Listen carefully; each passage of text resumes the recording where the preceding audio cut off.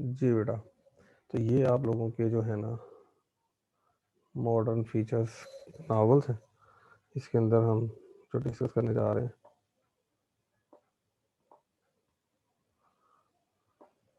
ठीक है जी, सबसे पहला जो है it's popularity the novel in the English जो है 20th century. As you know modernism is a trend as well as a proper literary background, right? Socio-political changes affected the whole art. So in this way, जब 20th century में इससे पहले क्या चीज़ें मौजूद थी, विक्टोरियन थी। विक्टोरियन में काफ़ी सारी चीज़ें जो थी ना उसमें एस्टेब्लिश नॉर्म्स के मुताबिक चल रही थी। ठीक है जी, नॉवल जो था उसका कुछ और मतलब ट्रेंड्स थे, वो मतलब जो है ना उसके में proper beginning middle ending plot को बड़ा देखा जाता था, क्लासिकल चीज़ों को अडॉप्ट किया जाता था।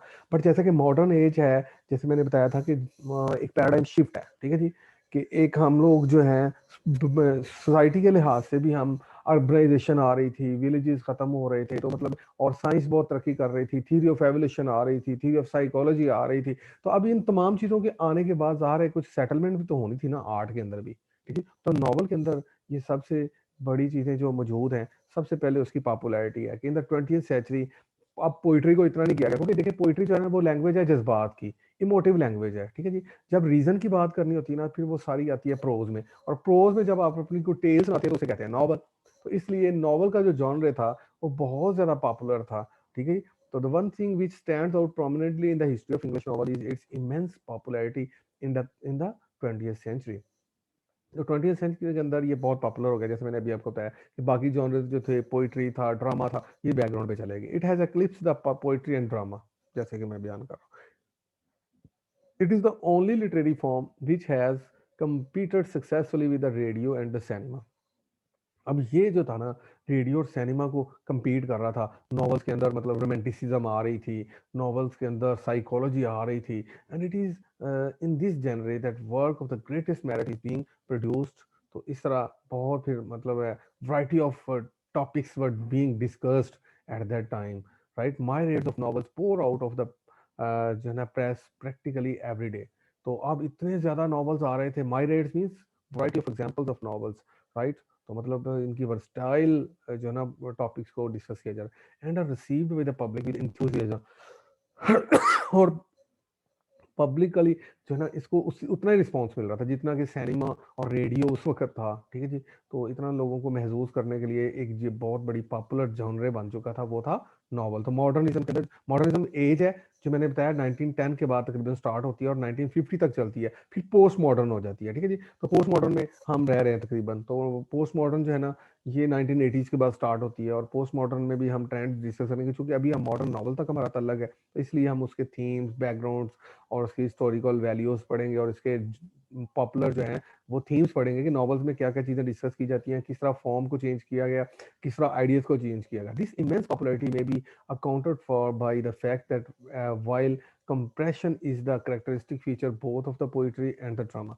तो कहता है कि चीज़ों को कंप्रेस करना उनका था। The modern man under the influence of science requires discussion clarification and analysis. वो कहता है कि वो दो चीज़ें जो है ना पोइट्री और ड्रामा, वो दो जॉनर हैं जिसके अंदर आप अपने थॉट्स को कंप्रेस कर सकते हैं। यहाँ पर आप जो है ना एक्सप्रेस करना शुरू कर दिया मॉडर्न मैन ने, बिकॉज जैसे कि अब उन्होंने लोगों ने ये कहा कि देयर इज नो गॉड, तो गॉड की अथॉरिटी को भी चैलेंज कर दिया गया, डॉगमा को भी चैलेंज कर दिया गया, तो फिर कहाँ सुकून था लोगों को? फिर इस तरह की आर्ट के अंदर ही सुकून था, मतलब ले रहे थे लोग। तो अभी देखिएगा दिस इज पॉसिबल। अच्छा, ये अगर आपने नॉवेल्स जो है ना, मैंने बताया कि अर्नेस्ट हेमिंग्वे के नॉवल जो है ना वो बहुत ज़्यादा ये सारे थीम्स जो है ना डिस्कस करते हैं, और तकरीबन हमने मिसिस डैलोवे में भी ये चीज़ देखी है कि मिसिस डैलोवे जो है और जो स्टीफन जो है करेक्टर हमारा, ठीक है जी, तो स्टीफन डेडोलस, ठीक है जी, वो भी अपने आप को एक्सप्रेस ही करना चाह रहा है, एक्सप्रेस नहीं कर रहा अपने जज्बात। देखें वो किस तरह अपनी ग्रोथ बता रहा है कि मैंने मतलब जो है स्कूल्स के अंदर से किस तरह मतलब मुझे इम्प्रेशंस मिले, मुझे किन किन चीज़ों ने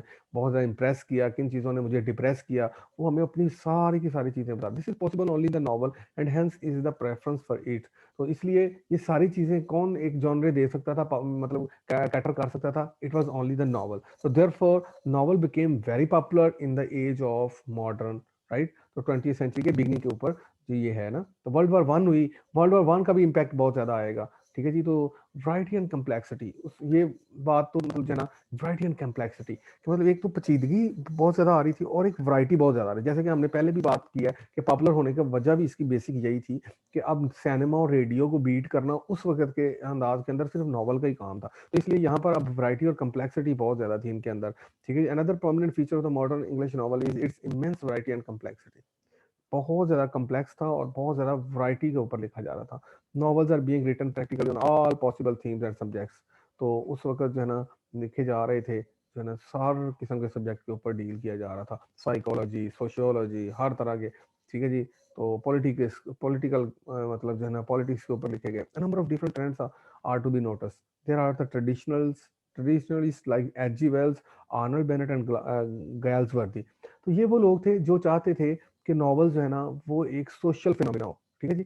तो जबकि दूसरे नॉवल जो है ना मतलब दोनों तरह के ट्रेंड चल रहे थे। ये वो लोग थे जो ट्रेडिशनलिस्ट थे, जो विक्टोरियन ट्रेडिशंस को आगे मतलब जो है ना उनको अप होल्डर थे।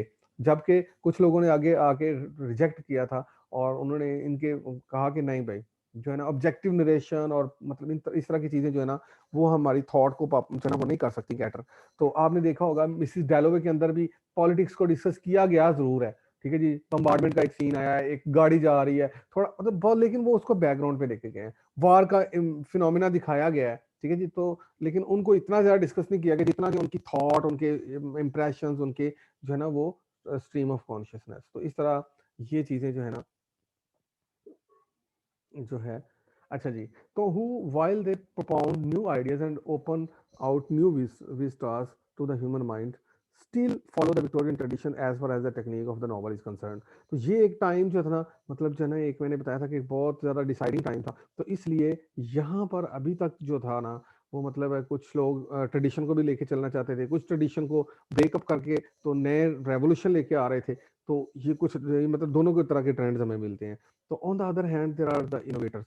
तो दूसरी तरफ एक तरफ ट्रेडिशनलिस्ट थे और दूसरी तरफ इनोवेटर्स थे जो नई चीजें लेके आना चाहते थे।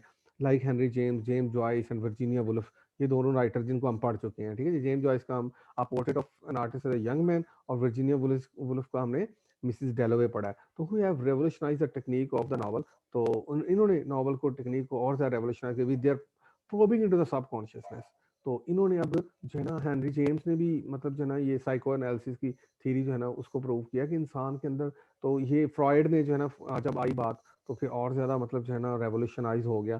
तो सब कॉन्शियसनेस में इंसान की थॉट में बहुत कुछ पड़ा होता है। तो इसलिए उन्होंने कहा कि इंसान जो है अब ये एक इंटरेस्टिंग फिगर है, इसको अगर प्रोब किया जाए इसकी सब कॉन्शियसनेस और अनकॉन्शियसनेस की तरफ, तो इट्स एन इंटरेस्टिंग स्टडी, ठीक है जी। तो मीन्स कि आप सोशल स्टडीज नहीं बल्कि एक थॉट की स्टडीज जिसे हम साइकोलॉजी कहते हैं। तो ये चीज़ ट्रेंड भी आए, मतलब इन दो ट्रेंड्स ने आपस में काफ़ी ज़्यादा इनका क्लैश भी हुआ, लेकिन बहरहाल एंड में साइकोलॉजी वाले ज़्यादा प्रोमिनेंट हुए, वो जीते और उनकी बातों को ज़्यादा माना गया। हालांकि ये लोग रेबल टाइप थे कि मतलब सिर्फ अपनी बायोग्राफी को लेके सामने और करेक्टर के मतलब इतना ज़्यादा मतलब प्रोमिनेंट करके उनकी थॉट, इंप्रेशन, एक्सप्रेशन, ये सब कुछ जो है ना वो मतलब उसको करके तो वो कर रहे थे। तो जबकि दूसरे लोग जो थे ट्रेडिशनलिस्ट, वो सोसाइटी के बारे में बात कर रहे थे कि सोसाइटी में रहने के लिए इंडिविजुअल को क्या क्या चीज़ें करना चाहिए, किस तरह उसको मोल्ड करना चाहिए अपने आप को। तो मतलब जिस तरह हार्डी ने भी विक्टोरियन एज के अंदर लिखा हुआ है, ठीक है जी। तो हार्डी जो है ना ये वो विक्टोरियन नॉवलिस्ट है। तो while H G. Wells fully exploits modern science in his scientific romances, novelist of purpose और novelist of social reform।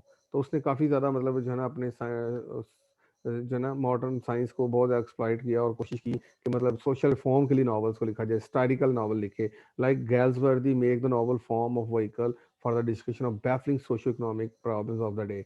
मतलब जैसे ज़ाहिर है सियासत को थोड़ा ज़्यादा डिस्कस किया गया। तो biographical novels, regional novels, satirical novels, sex novels, detective novels, war novels, and novels of humor like those of P.G. Wodehouse continue to flood the market, and the list of is by no means exhaustive। ठीक है जी। तो अब बहुत ज़्यादा list इनकी बढ़ना शुरू होगी। अब तीसरा जो वैरायटी एंड कम्प्लेक्सिटी देख रहे हैं आप कि मतलब यहाँ से पता चला कि ट्रेडिशनलिस्ट पॉइंट ऑफ व्यू के साथ जो वो सोशल रिफॉर्म वाले थे और दूसरे जो थे ये मतलब अपनी हर साइकी को बयान करने वाले और मतलब जो है थॉट को प्रोव करने वाले और मतलब इंसान को बहुत इंटरेस्टिंग फिगर करार देने वाले लोग मौजूद थे, ठीक है जी। अब ग्रेटर रियलिज्म जो है ना the modern novel is realistic, ठीक है जी। तो it deal with all the facts of contemporary life. तो अब रियलिज्म को, हालांकि रियलिज्म तो वैसे विक्टोरियन एज में भी थी, 19th सेंचुरी में भी थी, जिसे हम विक्टोरियन एज किसे कहते हैं, वो तकरीबन जो है ना क्वीन विक्टोरिया का इरा है, ठीक है जी। तो वो 19th सेंचुरी में था। तो the modern novel is realistic. It deals with all the facts of contemporary life, pleasant as well as unpleasant. तो यकीनन मतलब जो है ये मॉडर्निस्ट का ये काम है कि ये रियलिज्म को बहुत ज़्यादा इन्होंने जिसे कहते हैं डेमोक्राइज कर दिया, डेमोक्रेटाइज किया दिया। तो the beautiful as well as the ugly and does not present merely one sided view of life. तो मतलब अब पहले तो ये सिर्फ ये होता है ऑब्जेक्टिव रियलिटी बतानी, ठीक है जी। अगर किसी नावल राइटर को या मतलब अपने करेक्टर को बयान करना है तो उसके थोड़ी सी अल्फाज बोल देने, बाकी राइटर जो था, वो जो नरेटर होता था वो ओमनीसाइंट नरेटर होता, हर वक्त मतलब जो है ना रिमार्क्स करता था। लेकिन यहाँ पर वो ना वो कहते हैं कि हर एस्पेक्ट को दिखाओ ना, मतलब अगर पॉजिटिव साइड है तो उसकी नेगेटिव भी दिखाओ, तो नेगेटिव साइड तो इसका मतलब रियलिज्म को जो है ना, तो रियलिज्म का मतलब ही क्या होता है, हकीकत जैसा, ठीक है जी। अगर आप ये समझेंगे ना तो आपको समझ आ जाएगा कि what is realism in the जो है ना वर्क ऑफ आर्ट। तो इन्होंने मतलब ऐसी ऐसी चीजों को पुटअप किया जो बिल्कुल हकीकत का अक्स पेश कर रहे थे। तो life is presented with detached accuracy regardless of moral और आइडियोलॉजिकल कॉन्सेंट्रेशन।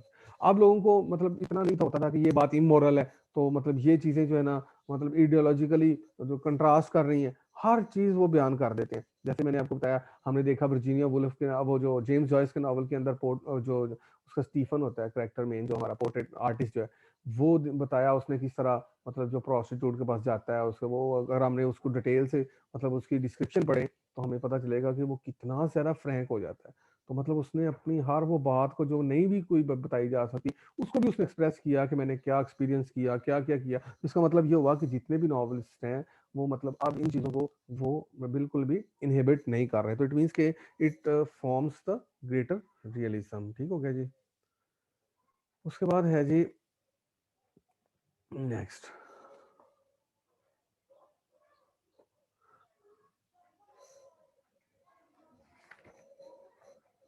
जी बेटा, एक मिनट, सिर्फ ये पेज का सीक्वेंस थोड़ा सा।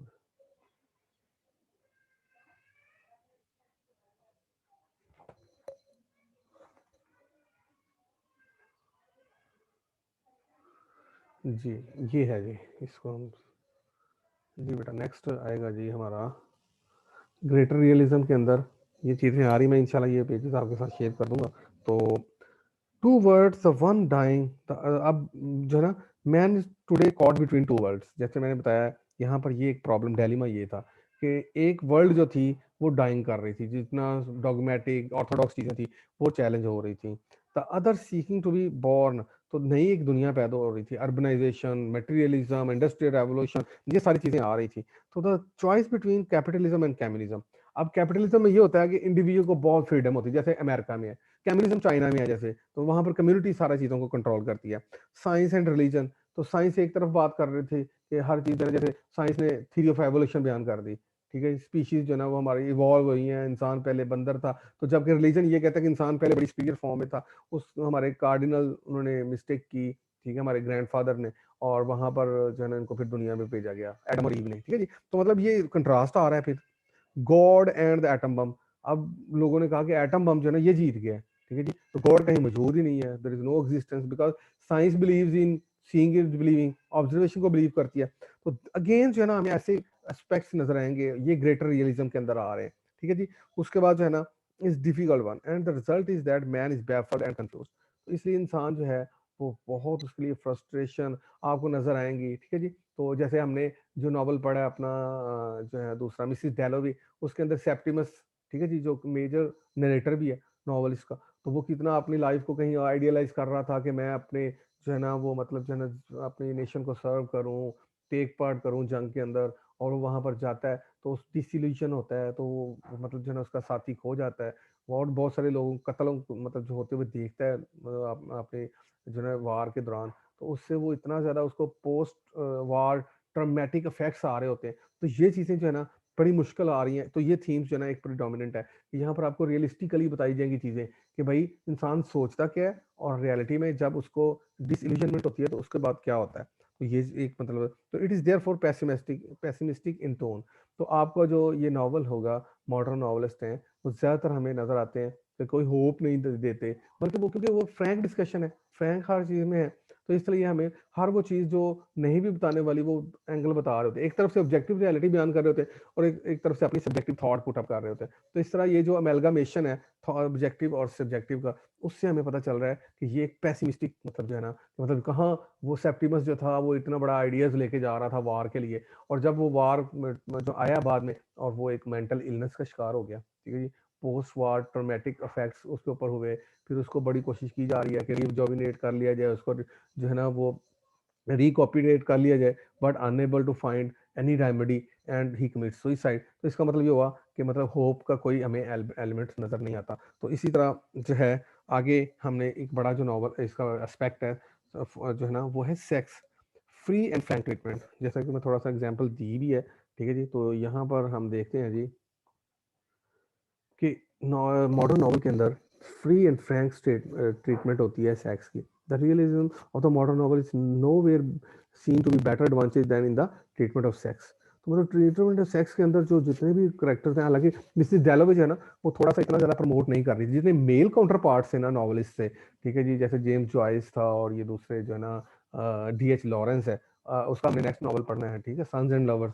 तो वो देखिएगा कि किस तरह वो अपनी मदर के साथ उसका मतलब जो है ये फ्रॉइड ने भी तो यही कहा है ना कि इंसान की एवोल्यूशन कैसे होती है, साइकोलॉजी सारी बताई है, ठीक है। जो ईड्स ईगो सुपर ईगो की बात की है, तो ईगो जो ईड है वो हमारे वो प्लेयर प्रिंसिपल पे लाइफ को गुजारना, और वो इसका वो सारा साइको एनालिसिस मतलब हमारे पता चलेगा, ठीक है। तो उसके अलावा उसने कुछ टर्म्स बताई हैं, एडिपस कम्प्लेक्स, कि जो एक बच्चा जो है अपनी मदर के लिए जो है ना वो सेक्सुअल उसकी जो अटैचमेंट होती है, और जो इलेक्ट्रा कम्प्लेक्स है उसमें डाटर जो होती है फादर के साथ बहुत अटैच होती है। तो ये सारी चीज़ें आपको सन्स एंड लवर्स के अंदर नजर आएंगी। तो इट मीन्स के they are quite free and frank. Similarly अगर हम पिछली एग्जांपल लें तो वो मैंने अभी आपको एग्जांपल भी दी थी कि उसमें जो है ना वो प्रोस्टिट्यूट के पास जब वो स्टीफन जाके मतलब वो ट्रीटमेंट होती है उसकी, तो वहां पर हमें वो सारा जो है ना फ्रैंकली बता, the novel has entirely broken free from the Victorian inhibition of sex.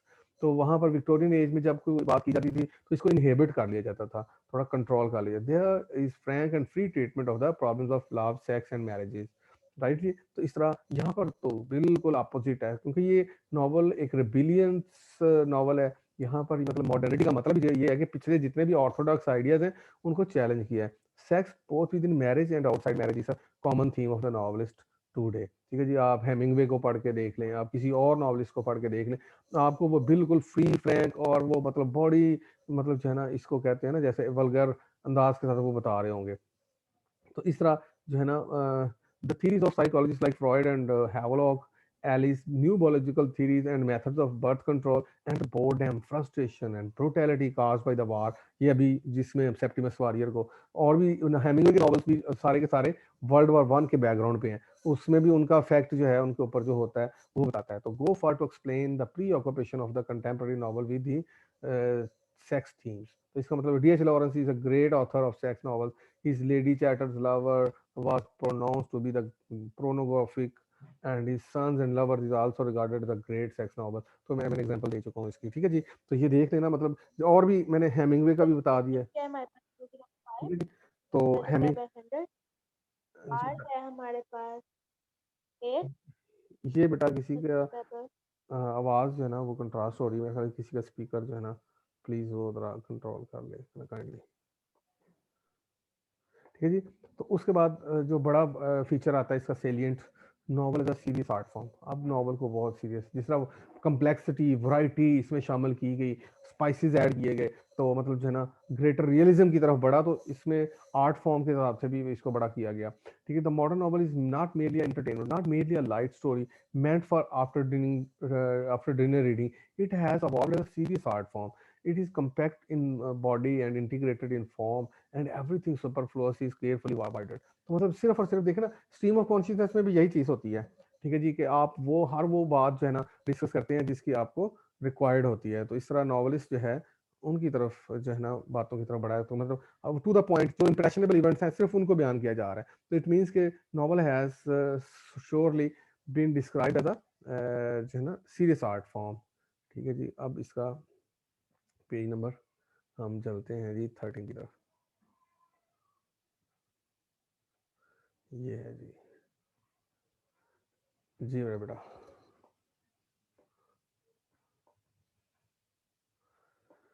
जी, उसी की तरफ जा रहे हैं जी।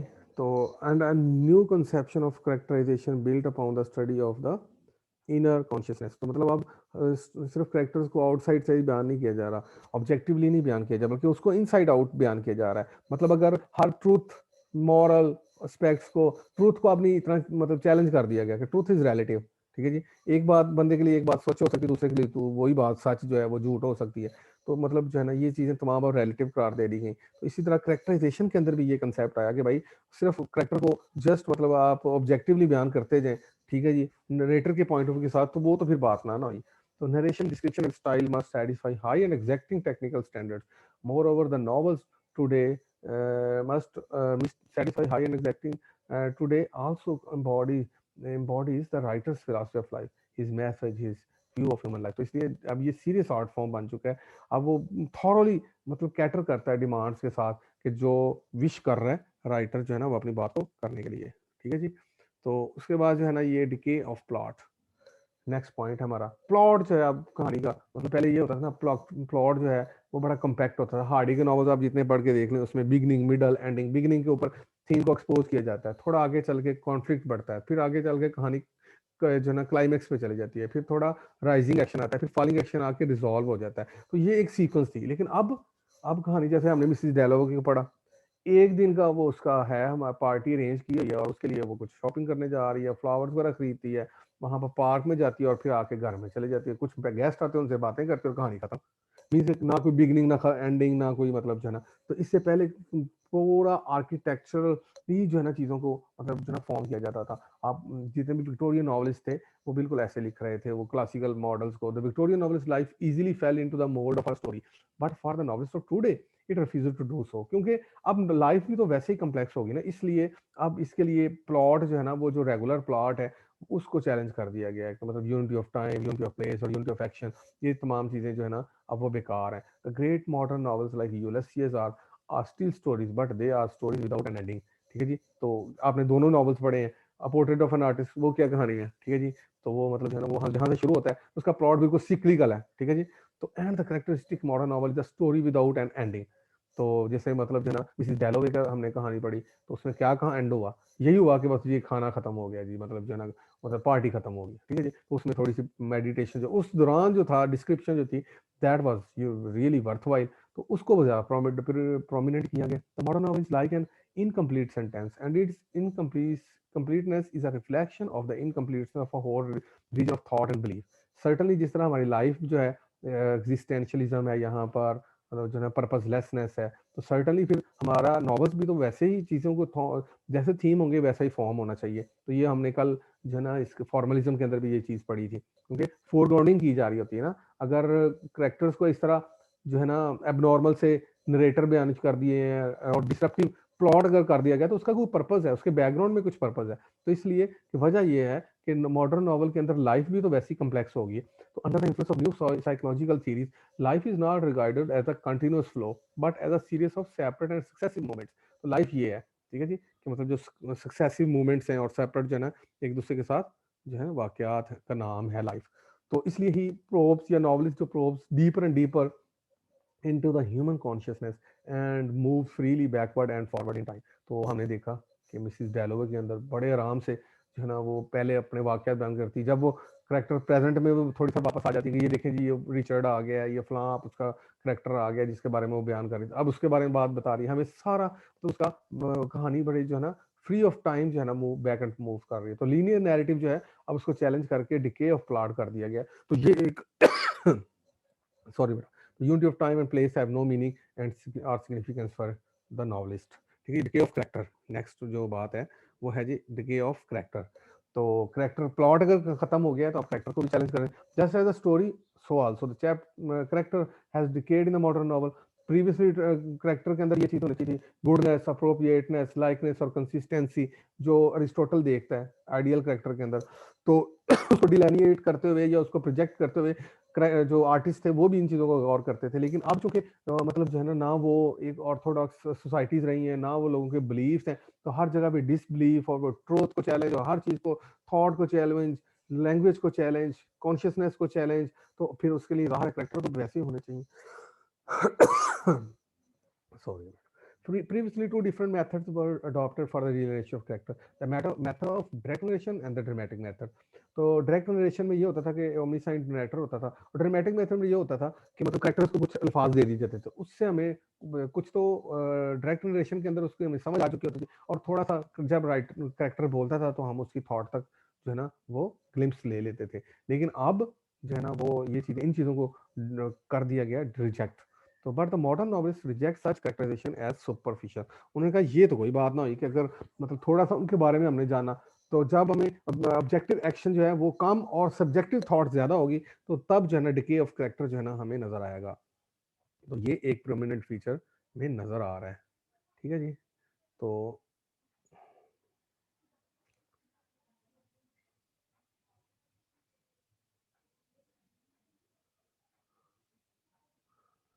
जी बेटा।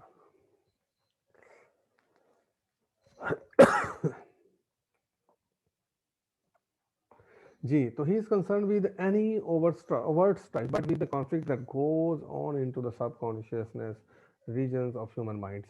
तो अब वो बात नहीं है, बल्कि आजकल जो नॉवलिस्ट, जो मॉडर्न नॉवल ने इन चीज़ों को चैलेंज किया, और उन्होंने कहा कि नहीं, जब तक हम सबकॉन्शियस रीजन्स में जो है ना विजिट नहीं करते किसी भी अपने करेक्टर के थॉट तक, तो वी डू नॉट मतलब unable to understand its thought. So this psychological probing into the depths of human nature has been the death of both the hero and the villain in the traditional sense। कि हमने देखा ना कि वो अब वो जो ऑर्थोडॉक्स हीरोइज्म थी कि मतलब अपने आप को बड़ा साबित करने के लिए आपको बड़ा शिवलरिक होना पड़ता था, बड़ा मतलब बोल्ड चार्मिंग। अब मिसिस डैलोवे देखने बता रही है कि I am getting old but still I have मतलब consistency in my character. I love beauty, I love meetings, I love want to communicate my soul even though I have regrets. तो हमें वो सारा का सारा बता रही है। तो इसलिए वो चूंकि इतनी फ्रैंक डिस्कशन कर रही है, तो अब वो ना बात हीरोइक बात है, ना वो विलन वाली बात है। तो वो ट्रेडिशनल सेंस में अब जो है ना विलन जो है वो इट सेल्फ सोसाइटी है, और वो हालात हैं, और वो जो मतलब जो है ना एक्सटर्नल एलिमेंट्स हैं। ठीक है जी। अब वो बात नहीं रही कि मतलब जो है ना विलन को प्रॉपर होगा जो आपको मतलब तंग करेगा, तो फिर जाके मतलब एक कहानी बनेगी, जैसे शेक्सपियर में मतलब विलन का कंसेप्ट आ गया था ना। तो ये सारी बातें अब फिर उनको अगेन चैलेंज कर दिया गया, क्योंकि इससे पहले क्लासिकल नोशंस में भी जो विलन होता था वो फेट ही होती थी। तो अब यहाँ पर कह लें कि वो सोशल नॉर्म्स हैं, और जिनको इंडिविजुअल जो है ना वो फॉलो नहीं करना चाहता, और उसकी वजह से उसको चैलेंज किया जाता है, उसको वजह से उसको जो है ना डिपोज किया जाता है, उसको चैलेंज किया जाता है, उसकी वजह से प्रॉब्लम्स क्रिएट होती हैं, और फिर जो है ना उसकी डिससेटिस्फैक्शन है हम उन तक पहुंचते हैं। तो उसके बाद ये न्यू साइकोलॉजी का अब इम्पैक्ट जो है वो हमें बड़े थीम में नजर आएगा जी। तो फ्रॉयड एंड जोंग, ये दो राइटर जो है साइकोलॉजिस्ट हैं, इन्होंने they revealed that human consciousness has very deep layers and buried under the consciousness. ठीक है जी। Are the subconsciousness and the unconsciousness. जो हमारी कॉन्शियसनेस के नीचे दो चीजें मौजूद पड़ी हुई हैं। ठीक है। थॉट्स बड़ी deep in the unconsciousness and subconsciousness constantly keep coming to the surface, and an account of human personality cannot be completed and satisfactory unless these hidden elements are given their due weight। तो कहते हैं इनको भी cater करने के लिए इनको एक प्रॉपर एक जो है ना क्योर चाहिए, इनको जो है ना इनके डिफेंस मैकेनिज्म चाहिए, उन थॉट्स को मतलब मैनेजेबल करना चाहिए। तो इसलिए ये चीज़ें जो है ना उनके मुताबिक एक हमारे माइंड का साइकी का मसला है, तो इनको मैनेज करना सबकॉन्शियस और अनकॉन्शियस वाली जो है ना ये हमेशा सरफेस पे आती रहती हैं, क्योंकि उसके अंदर रिप्रेस्ड इमोशंस पड़े होते हैं ना, तो वो दे कीप ऑन कमिंग। तो जैसे हमने देखा मिसिस डैलोवे ने देखा ना कि वो कोशिश तो बड़ा कर रही है अब अपने उस पार्टी के पीछे छुप जाए, कि मतलब वो चाहती है कि मैं अपने जो बाईगोन एज है, जो मतलब पास्ट इवेंट्स हैं, उनको कहीं किसी न किसी तरीके के साथ रिडीम कर लूं। ठीक है जी। लेकिन वो ऐसा ना कर सकी। तो नाइक like novelist Henry James, James Joyce, Virginia Woolf, Dorothy Richardson, Elizabeth Bowen have made the English novel extremely psychological in nature. तो ये तकरीबन हमारे जो चारों नॉवलिस्ट हैं, ये सारे के सारे साइकोलॉजी ही रिवील कर रहे हैं जो हमारे सिलेबस में गिवन है। ठीक है। दो अभी हमने पढ़ने हैं, दो हमने पढ़ चुके हैं। दो जो पढ़ने वाले हैं उनके नाम क्या है जी? Sons and Lovers by D H Lawrence और Heart of Darkness by Joseph Conrad. तो उनको हमने पढ़ना है। वो भी आप देखिएगा कि वो दोनों के दोनों जो है ना वो एक्सट्रीमली साइकोलॉजिकल है, और हम उनकी थॉट तक बहुत जो है ना क्लोज माइन्यूट ऑब्जर्वेशन करेंगे। ठीक है जी। तो life is not a series of gig lamps symmetrically arranged. Life is a luminous halo and a semi-transparent envelope surrounding us from the beginning of consciousness to the end। ठीक है जी। तो हमारी कॉन्शियसनेस इस जो ना वो सारा कंसिस्ट है करती है हमारी लाइफ के ऊपर, और उसके अंदर सब कॉन्शियसनेस और अनकॉन्शियसनेस पड़े हुए हैं। तो ये जो है ना इसलिए वर्जीनिया वुल्फ ने खुद जो है ना ये लाइंस डिस्क्राइब की। उसने कहा कि लाइफ इतनी आसान नहीं है जितनी हमें नज़र आती है, और जितनी वो ना इतनी ट्रांसपेरेंट है जितनी हमें नज़र आ रही है, बल्कि उसके अंदर कुछ छुपे हुए जज्बात हैं, एहसास हैं, उनके अंदर वो सारी चीज़ें हैं जिनको करना पड़ता है कैटर। ठीक है जी। उसके बाद जो है ना हम नेक्स्ट पेज की तरफ जाते हैं, नेक्स्ट प्लॉट देखते हैं, इसका थॉट देखते हैं जी। वो है जी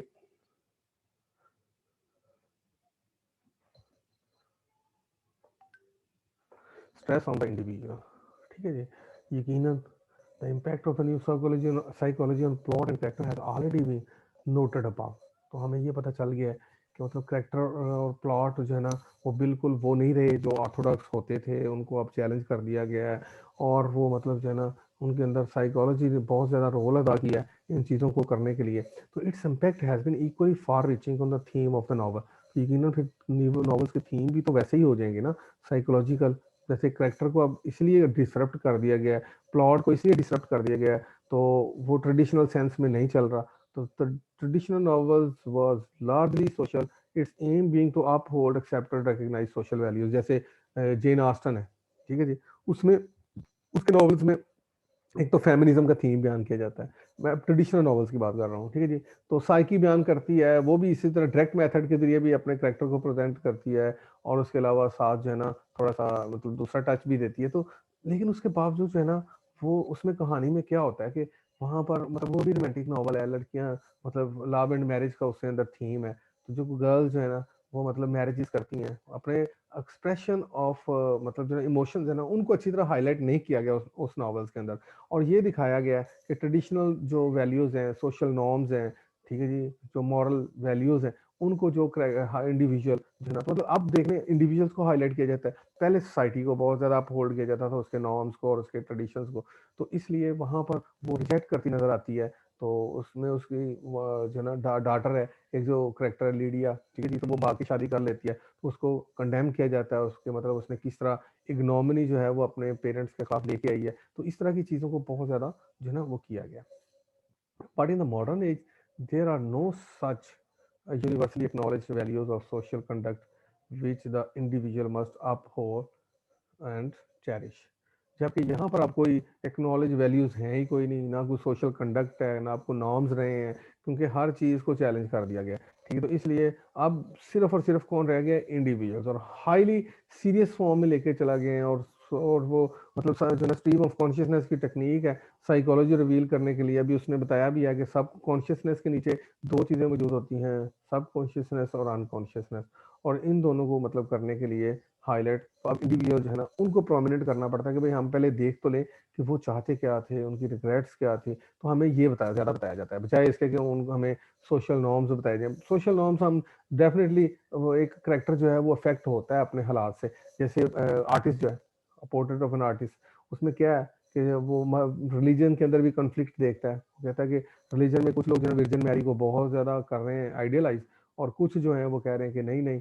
तो मतलब उसके अंदर फिर पॉलिटिक्स के अंदर भी लोगों के अंदर कॉन्फ्लिक्ट है, रिफ्ट है। तो वो इंडिविजुअल्स अपनी तरफ से सॉल्व करने की कोशिश कर रहा है, लेकिन हमें पता ये चल रहा है कि अब जो सोशल बैरियर्स हैं they are hurting a great deal to the individuals. तो it is very difficult to uphold and cherish for any individual or hero. तो अब ये प्रोटागोनिस्ट के लिए अब वो ना ट्रेडिशनल हीरोइज्म रही है। अब हीरोइज्म यही है कि हम अपने सोशल नॉर्म्स के मुताबिक चल लें, लोगों को मतलब मैकेनिकली डील कर लें। ठीक है जी, तो that this is an art. Hence it is that there is a shift in the theme of the modern novelist. इसलिए यहाँ पर एक मतलब बहुत बड़ा थीम है मॉडर्न नॉवलिस्ट के अंदर, ये शिफ्ट आ गई है ये वाली। The individual is more important for him than society. तो मॉडर्न नॉवलिस्ट के लिए उसके लिए इंडिविजुअल बहुत ज़्यादा इंपॉर्टेंट है, बजाय इसके कि वो सोशल नॉर्म्स, उसको सोसाइटी से कोई चीज़ लेना देना नहीं है। The psychologist psychological probings into subconsciousness reveals that every individual has a separate personality peculiar to him। तो वो कहते हैं चूंकि हम लोग जिस तरह हम अल्लाह ताला ने हमें आइडेंटिकल पैदा किया है, हर एक की शक्ल अलग अलग है, इसी तरह हमारी थॉट भी तो अलग अलग है ना। तो इसको we need to give benefit to the others, right. कि हम लोग बैठे तो सब मतलब एक कंपनी में चल रहे हैं लाइफ, तो मतलब लेकिन हमारे एम्स, ऑब्जेक्टिव्स, हमारे फीलिंग्स, हमारी प्लेजर्स, रिग्रेट्स, वो एक ये वेरी करते हैं फ्रॉम पर्सन टू पर्सन। तो इसलिए ये साइकोलॉजिकल जो प्रोबिंग है इनटू द सब कॉन्शियसनेस, यही मतलब इंडिविजुअल को मतलब सेपरेट करती है कि भाई हर पर्सनैलिटी जो है ना वो एक डिफरेंट एंटिटी है, और वो उसके लिए हर चीज़ जो है ना पिक्यूलियर है, मखसूस है। That one particular personality can never merge or become one with other. तो इसलिए जो है ना वो एक पर्सनैलिटी जो है वो दूसरों के साथ कैसे मैच हो सकती है, जैसे मैंने अभी आपको डिस्टिंक्शन बताई है कि there is a large amount of difference between one person and the other. तो each individual is lonely soul and as Dietzsch, uh, David Dietzsch puts it, the theme of the modern novels is not the relationship between gentility and morality, but the relationship between the loneliness and love. So जी, love for freedom, love for मतलब जो है ना spiritual upliftment of the soul, और वो एक lonely feel कर रहा है even though life is getting, because materialism ने हमें स्पिरिचुअली बैरन कर दिया। ये तो टी एस इलियट ने भी ये कहा हुआ ना, उसने अपनी पोइट्री के अंदर वेस्टलैंड पोइम है उसके अंदर भी ये चीज़ बयान की है कि वो modern man has spiritually barren, right. तो वो बहुत ज़्यादा मतलब उसके अंदर ये चीज़ आ गई है। तो the novelist today is not concern with the great sincerity I society at large, but with the achievement of little society which can be achieved, right जी। तो वो उसके लिए लिटिल सोसाइटी जो है ना वो ज़्यादा मतलब इम्पोर्टेंट है दैन द जो है ना वो मतलब बड़ी लार्जर अमाउंट ऑफ सोसाइटी के अंदर इंडिविजुअल्स को मोल्ड करवाए या उन लोगों को बताए। तो if at all only through great patience and care.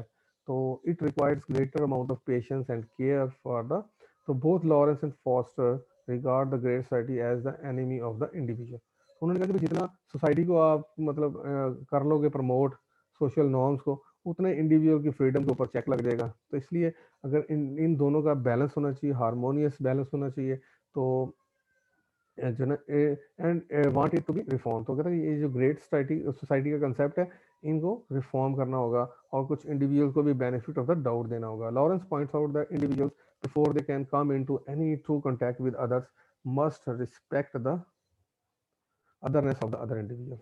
तो मीन्स के every individuality is unique in its sense, so therefore हमें जो है ना इन चीज़ों को फॉलो करना होगा कि हम दूसरों को भी ख्याल करें कि मतलब जो है वो एक दूसरे से हम लोग डिफरेंट है। चलिए टाइम आज काफ़ी ज़्यादा एक्सटेंड हो चुका है, लेकिन अभी मीटिंग का जो है ना वो फिनिशिंग ख़त्म नहीं हुई। आई थिंक कि मेरे ख्याल से तो जो है ना वो हमारा क्लास जो है तकरीबन जो है ना टाइम से आउट हो गई है, लेकिन देखते हैं हम।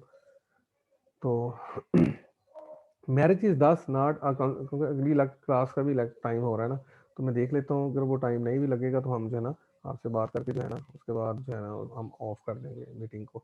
Marriage is thus not a consummation of true love but rather an uncertain beginning of it.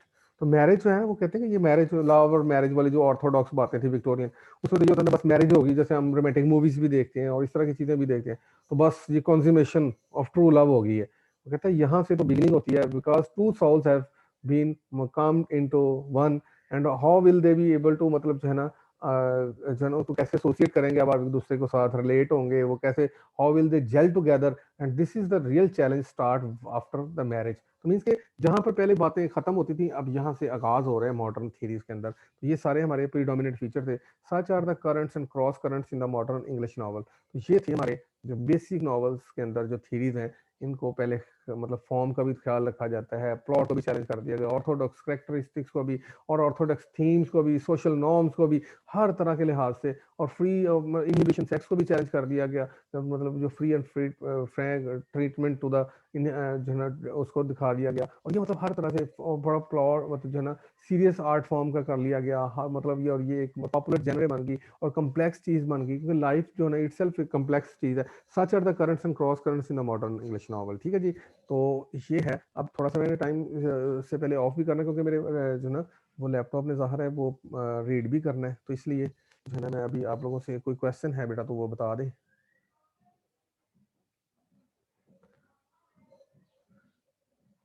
जी बेटा।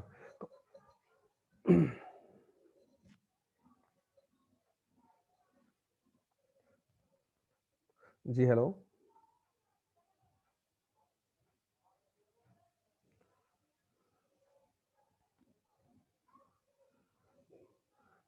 जी बेटा आप लोग सुन रहे हैं मुझे?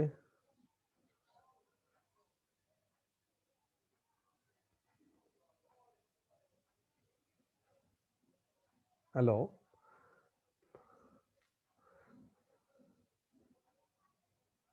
बेटा क्वेश्चन है?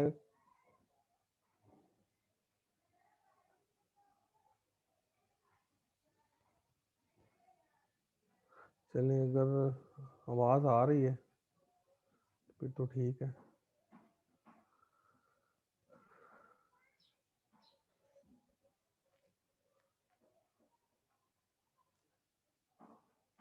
चलिए जी, आई एम साइनिंग ऑफ। ये स्क्रीनशॉट भेज दीजिएगा मुझे अटेंडेंस का, ठीक है जी। और ताकि मैं नेक्स्ट के लिए थोड़ा सा टाइम दे सकूँ अपने